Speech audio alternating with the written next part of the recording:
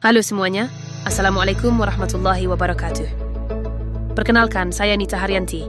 Pada kesempatan ini, saya ingin membagikan 5 tips belajar efektif yang bisa membantu teman-teman supaya lebih fokus, lebih mudah memahami pelajaran, dan mendapatkan hasil yang lebih baik.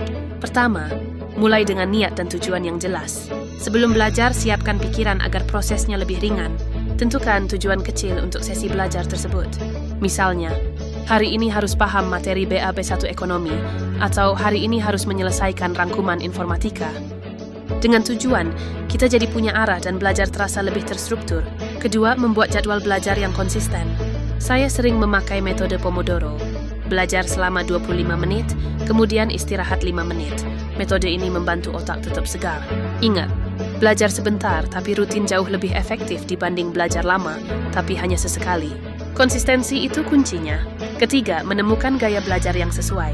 Setiap orang punya cara belajar yang berbeda.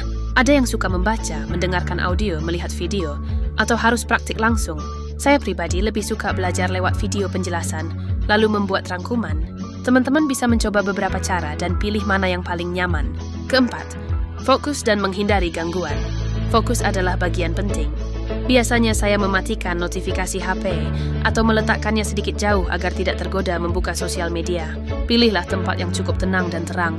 Kalau kita bisa fokus 25 menit tanpa gangguan, hasilnya bisa lebih efektif dibanding belajar 1 jam tapi sambil scroll HP.